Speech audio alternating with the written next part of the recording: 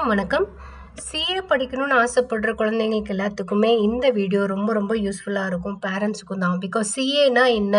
எப்படி படிக்கணும்? 10ஆம் கிளாஸ் முடிச்சாலே படிக்கலாமா? இல்லை 12வது முடிச்சுட்டு தான் பண்ணணுமா? இல்லை டிகிரி முடிச்சுட்டு பண்ணுறது இன்னும் பெஸ்ட்டா? இப்படிங்கிற கேள்விக்கு எல்லாத்துக்குமே பதில் இந்த வீடியோவில் இருக்குது. ஸோ சிஏங்கிறது எல்லாத்துக்கும் தெரிஞ்சிருக்கும். Chartered accountancy course. இது 2024 வந்து புதுசாக ஒரு நியூ ஸ்கீம் இன்ட்ரடியூஸ் பண்ணியிருந்தாங்க. அது பழைய சிஏல இருந்த அந்த ப்ரொவிஷன்ஸ் எல்லாத்தையுமே சேஞ்ச் பண்ணி புதுசான ஒரு சிஏ சிலபஸை 2024லேருந்து ஃபாலோ பண்ணிட்டு இருக்குது ஐசிஏஐ. ஐசிஏஐ அப்படின்னா யாருன்னா institute of chartered accountancy of India. இவங்க தான் இந்த கோர்ஸை கொடுக்குறாங்க. இது வந்து ஒரு ஸ்டாச்சுட்டரி பாடி. ஸோ சிஏக்கு காலேஜ் போய் படிக்கணும் அப்படியெல்லாம் எதுவுமே கிடையாது. இந்த ஸ்டாச்சுட்டரி பாடியில் டைரெக்டாக என்ரோல் பண்ணிட்டு வீட்டிலிருந்தே நம்ம படிக்கக்கூடிய ஒரு கோர்ஸ் தான் சிஏ. ஸோ இதுக்கு நமக்கு கோச்சிங் சென்டர்ஸோட ஹெல்ப் வேணும் அப்படின்னா நம்ம வந்து அந்த ப்ரொஃபஷனல் இன்ஸ்டியூட்ஸோட ஜாயின் பண்ணி நம்ம படிக்கும்போது கொஞ்சம் இன்டெப்த் நாலேஜும் ப்ரெசன்டேஷன் பார்ட்டும் நமக்கு ப்ராக்டிஸ் ஆகும். அதுக்காக நம்ம கோச்சிங் சென்டர்ஸோட ஹெல்ப்பை எடுத்துக்க முடியும். ஸோ இதுக்கு ஆரா எஜுகேஷனில் நாங்கள் சிஏக்கான classes full time, part time, அதே மாதிரி ஆன்லைனில் ஈவன் சிஏ கிளாஸஸ் நம்ம யூடியூப் சேனலில் எல்லாம் இருக்குது. ஃபாலோ பண்ணுங்கள். இனியும் ஃபர்தராக வீடியோஸும் வரும். அது எல்லாத்தையும் பாருங்கள். ஸோ இப்போ இந்த சிஏ எப்படி நம்ம ஜாயின் பண்ணுறதுன்றதை பற்றி டீட்டெயில்டாக பார்த்துருவோம். இப்போ 10ஆம் கிளாஸ் படிச்சுட்டு இருக்கிற ஒரு பையன் எழுதி முடிச்சதுக்கப்புறம் 10th நான் எழுதி முடிச்சிட்டேங்க, இப்போ நான் வந்து சிஏ பண்ணலாமா? தாராளமாக ரெஜிஸ்டர் பண்ணலாம். எதுக்கு ரெஜிஸ்டர் பண்ணலாம் அப்படின்னா ப்ரிப்பரேஷனுக்கு ரெஜிஸ்டர் பண்ணலாம். +1 +2 படிக்கும் போதே சைமல்டேனியஸாக நீங்கள் வந்து சிஏவையும் ப்ரிப்பேர் பண்ணிக்கலாம். பட் ஆனால் +2 எக்ஸாமை நீங்கள் முடிச்சுட்டு, அதாவது மார்ச்சில் உங்களுக்கு எக்ஸாம் வருதுன்னு வச்சுக்கோங்களேன், அந்த டைமில் நீங்கள் +2 எக்ஸாமை முடிச்சுட்டு ரிசல்ட் வரணும்னு இல்லை, +2 அப்பியர் ஆகியிருந்தால் போதும், நீங்கள் சிஏவோட ஃபவுண்டேஷன் எக்ஸாம் எழுதுறதுக்கு எலிஜிபிள். ஸோ அதனால தான் நமக்கு 10th ரெஜிஸ்டர் பண்ணிக்கலான்ற ஆப்ஷனை வந்து ஐசிஏஐ நமக்கு கொடுக்குது. ஸோ +2 எழுதி முடித்த ஸ்டூடெண்ட்ஸு, ரிசல்ட்ஸ்க்காக வெயிட் பண்ணுற ஸ்டூடெண்ட்ஸ், இல்லை ரிசல்ட் வந்துருச்சு நான் இப்போ டைரெக்டாக ஃபவுண்டேஷன் போகலாமா, ரெண்டுமே எலிஜிபிள் தான். ஸோ ஃபவுண்டேஷன் எக்ஸாம் எழுதி நீங்கள் கிளியர் பண்ணிங்கன்னா அடுத்த லெவல் போகலாம். இது ஃபஸ்ட்டு ரூட். இது வந்து நம்ம +2 முடிச்சு போகிற குழந்தைங்களுக்கான ரூட். அதே நீங்கள் டிகிரி முடிச்சிருக்கீங்கன்னு வச்சுக்கோங்களேன், டிகிரி முடித்த பசங்க ஃபவுண்டேஷன் எழுத வேண்டிய அவசியம் இல்லை. டைரெக்டாக இன்டர்மீடியட் லெவல் போயிடுவாங்க. இப்போ நாங்கள் உங்களுக்கு இந்த ஸ்க்ரீனில் காட்டியிருக்கோம் பாருங்கள், ஃபவுண்டேஷன், இன்டர்மீடியட், ஃபைனல் அப்படின்னு சொல்லி மொத்தம் இந்த 3 லெவல் இருக்குது. சிஏல நமக்கு இந்த 3 லெவலை தான் நம்ம படிக்கிறோம். ஃபஸ்ட்டு லெவலில் படிக்கிறதுக்கு 10th முடித்து +1 +2ல ப்ரிப்பேர் பண்ணி +2 எக்ஸாமை எழுதின ஸ்டூடெண்ட்ஸ் வந்து எலிஜிபிள். 10th முடிச்சுட்டு எக்ஸாம் எழுதுனாங்களா? முடியாதுங்க. நீங்கள் ப்ரிப்பரேஷன் வேணால் பண்ணிக்கலாங்க. 12th எக்ஸாம் அப்பியர் ஆகிட்டிங்கன்னா நீங்கள் வந்து சிஏவோட ஃபவுண்டேஷன் எக்ஸாம்ஸ் வந்து எழுதலாம். ஸோ இது வந்து ஃபஸ்ட்டு 4 பேப்பர் ஃபவுண்டேஷன் பேப்பர். இதை முடிச்சு தான் நம்ம இன்டர்மீடியேட்டுக்கு வருவோம். இன்டர்மீடியேட்டை முடிச்சு தான் ஃபைனலுக்கு போவோம். இதுக்கு இடையில என்னென்னா, இந்த இன்டர்மீடியேட் லெவல் நம்ம முடிக்கும் போதே நமக்கு ஆர்டிகல்ஷிப், அதாவது ட்ரைனிங்னு சொல்லுவோம். இந்த ட்ரைனிங் 2 வருஷம் நம்ம ஒரு சார்ட்டர்ட் அக்கௌண்டன்ட் கீழே நம்ம ட்ரெயினியாக ஒர்க் பண்ணணும். ஸோ இதை பற்றி நம்ம டீட்டெயில்டாக இந்த வீடியோவில் பார்க்கலாம். ஸோ இப்போ ஆரா எஜுகேஷனில் நம்ம இந்த சிஏக்கான கிளாஸஸ் வந்து ஃபவுண்டேஷன்லேருந்து ஃபைனல் வரைக்கும் எடுக்கிறோம். பழைய சிலபஸில் பார்த்தீங்கன்னா சிஏல நமக்கு 3 வருஷம் ஆர்டிகல்ஷிப் ட்ரைனிங் இருந்துச்சு. பட் இப்போ அதை வந்து 2 வருஷம் ஆக்கிட்டாங்க. அதே மாதிரி 8 பேப்பர் இருந்தது 6 பேப்பர் ஆக்கிட்டாங்க. ஃபைனல் பேப்பரும் அப்படி தான், 8 பேப்பர் இருந்தது 6 பேப்பர் ஆக்கிட்டாங்க. இப்போ வந்து கொஞ்சம் ஷார்ட் டியூரேஷன் 42 மந்த்ஸ். இது எக்ஸாக்டாக ப்ராம்ப்டாக முடிக்கிற ஒரு ஸ்டூடெண்ட்டாக இருந்தாங்கன்னா இந்த டைம் பீரியடுக்குள்ளே நம்மளால் முடிக்க முடியும். ஸோ இது போக புதுசாக ஒரு செல்ஃப் பேஸ்ட் மாடியூல்னு சொல்லி ஒரு 4 செட் ஆஃப் பேப்பர்ஸை இன்ட்ரடியூஸ் பண்ணியிருக்காங்க. நம்ம இப்போ வந்து ஃபவுண்டேஷனை முடித்து இன்டர்மீடியேட்டை முடித்து தான் ஃபைனல் போக முடியும்னு நான் சொன்னேன் இல்லையா? அந்த ஃபைனல் போகிற ஸ்டூடெண்ட்ஸு இந்த செல்ஃப் பேஸ்ட் மாடியூல்ன்ற எக்ஸாம்ஸை முடித்தாதான் ஃபைனல் எக்ஸாமுக்கு எலிஜிபிள் ஆவாங்க. ஸோ இது போக நமக்கு ஒரு எக்ஸாம்ஸும், அதாவது ஃபவுண்டேஷன் எக்ஸாம் இயர்லி நமக்கு 3 டைம்ஸ் நடக்குது. இன்டர்மீடியேட் எக்ஸாமும் 3 டைம்ஸ் நடக்குது. ஸோ இப்போ இந்த ஃபவுண்டேஷன்ல என்னென்ன இருக்குன்னு நம்ம பார்த்துடலாம். ஃபவுண்டேஷன் லெவல்ல 4 பேப்பர்னு பார்த்தோம் இல்லைங்களா? இப்போ இந்த 3 லெவலுக்குமே ஃபவுண்டேஷன் ஆகட்டும், இன்டர்மீடியேட் ஆகட்டும், ஃபைனல் ஆகட்டும் எல்லாத்துக்குமே காமனான ஒரு ப்ரொவிஷன் என்ன அப்படின்னா, மினிமம் ஒரு பேப்பர்லேயும் 40% எடுத்திருக்கணும். அதாவது 100 மார்க்குக்கு எழுதுவோம், 40 எடுத்தா பாஸ். ஆனால் 4 பேப்பரை எத்தனைக்கு எழுதுறோம்? 400க்கு எழுதுறோம் இல்லையா? அப்போ நம்ம மொத்தமா பார்க்கும்போது 200 தாண்டி இருக்கணும். அதாவது 50% 400க்கு 200 தாண்டி இருக்கணும். சப்ஜெக்டா பார்க்கும்போது 40%ம் 100க்கு 40ம், அதே நீங்க குரூப்பா பார்க்கும்போது 400க்கு 200ம் 50%ம் தாண்டி இருக்கணும். ஸோ இதுல ஃபவுண்டேஷன் லெவல்ல நமக்கு ஃபர்ஸ்ட் பேப்பர் பார்த்தீங்கன்னா principles and practice of accounting. So இது வந்து அப்ஜெக்டிவ் எம்சிக்யூ 60% வரைக்கும் இருக்கும், மீதி டிஸ்கிரிப்டிவ். அண்ட் ஆல்சோ பிஸ்னஸ் லாவில் நமக்கு பிஸ்னஸ் லாவும் வந்து அப்ஜெக்டிவ் டைப் கொஷின்ஸ் இருக்கு. அண்ட் சப்ஜெக்டிவ் டைப் கொஷின்ஸ்னு போயிட்டோம்னா குவான்டிடேட்டிவ் ஆப்டிடியூடும் பிஸ்னஸ் எக்கனாமிக்ஸும். ஸோ இது வந்து 100 மார்க்ஸுக்கு நம்ம எழுதுறோம். இது இந்த 4 சப்ஜெக்ட்டுமே நம்ம வந்து மினிமம் ஒரு பேப்பரில் 40%ம் இந்த 4ஐயும் சேர்த்து 50%ம் நம்ம தாண்டி இருக்கணும். சே ஃபார் எக்ஸாம்பிள், நீங்கள் ஒரு பேப்பரில் 40, இன்னொரு பேப்பரில் 40, இன்னொரு பேப்பரில் 40, 4வது பேப்பர்லேயும் 40 வாங்கிட்டீங்கன்னா சப்ஜெக்ட் வைஸ் 40 எடுத்து சப்ஜெக்டை பாஸ் பண்ணிடுவீங்க. பட் குரூப்பாக பார்க்கும்போது ஃபெயில் ஆகிடுவோம். ஏன்னா நம்ம 200 தாண்டலை இல்லையா?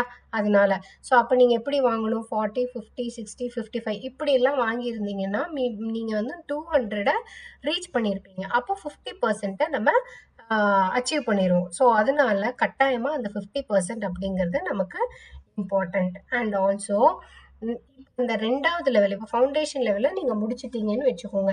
முடிச்சுட்டு நம்ம இன்டர்மீடியட் லெவலுக்கு வருவோம். இப்போ நான் சொன்னேன் ஃபவுண்டேஷன் லெவல் நமக்கு வருஷத்துக்கு 3 வாட்டின்னு. ஸோ ஒரு அட்டெம்ப்டில் எழுதுகிறோம், கிளியர் பண்ண முடியல அப்படின்னா அடுத்த அட்டெம்ப்டில் நம்ம எழுதுவோம். இந்த கிளியர் பண்ண முடியலங்கிறது ஒரு பேப்பர் நம்ம ஃபெயில் ஆனாலும் கூட இருக்கிறது எல்லாமே சேர்த்து எழுதணும். அது அக்ரிகேட்டுங்கிறது 50%. அதை ரீச் பண்ண முடியலனாலும் திருப்பியும் நான் எழுதணும். ஒரு பேப்பரில் 40க்கு கம்மியாக எடுத்துட்டாலும் திருப்பியும் நான் எழுதணும். ரைட்டுங்களா? ஸோ இப்படி நம்ம அந்த பேப்பர்ஸ் எல்லாம் கிளியர் பண்ணினதுக்கு அப்புறம் சிஏ இன்டர்மீடியட் லெவலுக்கு நம்ம வருவோம். இந்த சிஏ இன்டர்மீடியட் லெவலுங்கிறது 2 குரூப் 1, குரூப் 2 ரெண்டுலேயுமே 3 பேப்பர், மொத்தம் 6 பேப்பர். ஸோ இந்த 6 பேப்பரை நான் வந்து ஒரு குரூப் மட்டும் தனியாக எழுதிக்கலாங்களா? தாராளமாக எழுதிக்கலாம். இல்லை 2 குரூப்பும் சேர்த்து எழுதிட்டுங்களா? அதுவும் சேர்த்து எழுதிக்கலாம். அதே மாதிரி இல்லை நான் செகண்ட் குரூப்பை ஃபர்ஸ்ட் எழுதிக்கிட்டுங்களா? அப்படியும் எழுதிக்கலாம். இது ஸ்டூடெண்ட்டோட விஷ் தான். இதுவும் அதே மாதிரி தான். நமக்கு வந்து மினிமம் ஒரு சப்ஜெக்டில் 40% நம்ம எடுக்கணும். ஸோ அக்ரிகேட்டாக பார்க்கும்போது, அதாவது குரூப்பாக பார்க்கும்போது 50% நம்ம தாண்டணும். அப்படி நம்ம இந்த 2 குரூப்பையும் கிளியர் பண்ணோம் அப்படின்னா நம்ம அடுத்த லெவல், அதாவது ஃபைனல் லெவலுக்கு போவோம். இதுக்கு இடையில நமக்கு வந்து ஆர்டிகல்ஷிப் வந்துடும். ஆர்டிகல்ஷிப் ட்ரைனிங்கிறது 3 வருஷமா இருந்தது, இப்போ 2 வருஷம் ஆயிடுச்சு. ஸோ இன்டர்மீடியட் நம்ம ரெஜிஸ்டர் பண்ணதுமே, நம்ம இந்த 2 குரூப் எழுதுறோம் இல்லையா, ஃபவுண்டேஷன் முடிச்சதுமே அந்த குரூப்ல இன்டர்மீடியட்ல நம்ம ரெஜிஸ்டர் பண்ணினதுமே நம்ம ICITSSன்னு சொல்லி ஒரு ட்ரைனிங் ப்ரோக்ராமை எடுக்கணும். இது practical training program, computer training. இது வந்து ஓரியன்டேஷன்னு சொல்லுவோம். இதை வந்து நம்ம இன்டர்மீடியட் லெவல் ரெஜிஸ்டர் பண்ணதுமே போது தான் நான் சொன்னேன் அந்த செல்ஃப் பேஸ் மாடியூல். ஃபைனலுக்கு நீங்கள் ரெஜிஸ்டர் பண்ணிட்டீங்கனாலே அந்த செல்ஃப் பேஸ் மாடியூலை நம்ம முடிச்சிருக்கணும். அதையும் நான் டீட்டெயிலாக உங்களுக்கு சொல்லியிருக்கேன். அடுத்த ஸ்க்ரீனில் நான் உங்களுக்கு அது காட்டுறேன். ஸோ 2 வருஷத்தில் நமக்கு வந்து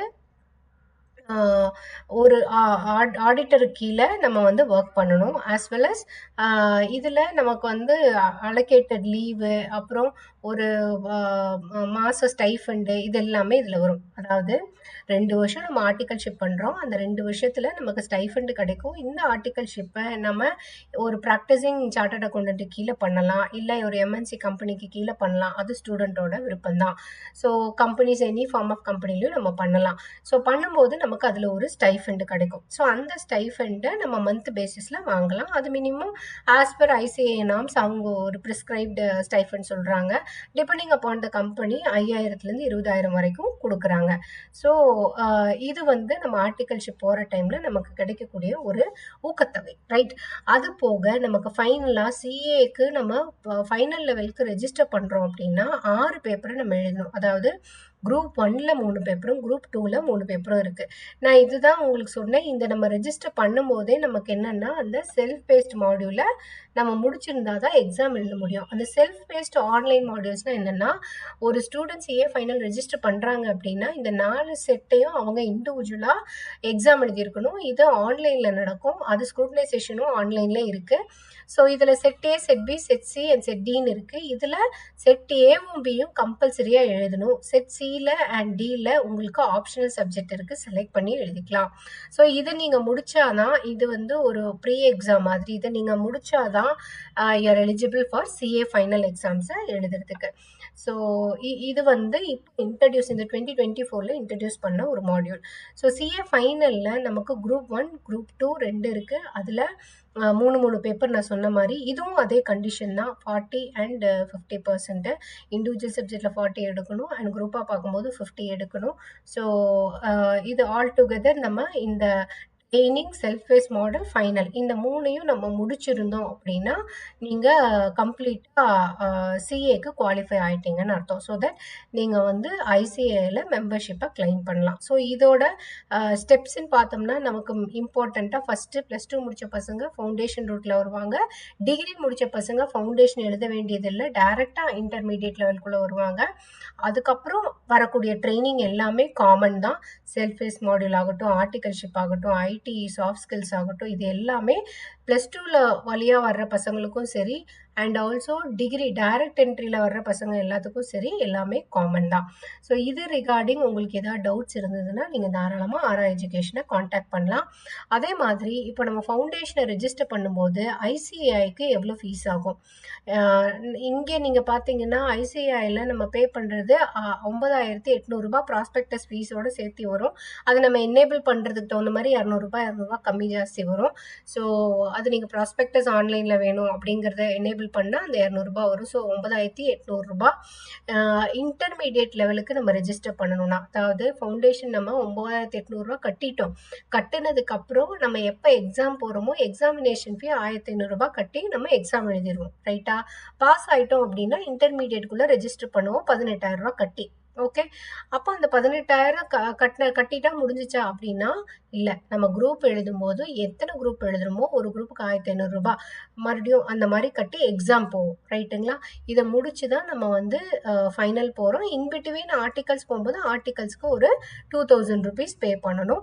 அண்ட் ஆல்சோ ஃபைனல் லெவலுக்கான ரெஜிஸ்ட்ரேஷன் ஃபீ பார்த்தீங்கன்னா 22,000. ஸோ இதுதான் நமக்கு வந்து சிஏ படிக்கிறதுக்கான ஹோல் திசமாக ஆகக்கூடிய செலவு. ஏன்னா நிறைய பேரண்ட்ஸுக்கு வந்து சிஏ படிக்கிறதுக்கு நிறைய செலவாகுமோ அப்படின்னு நினச்சிக்கிறாங்க.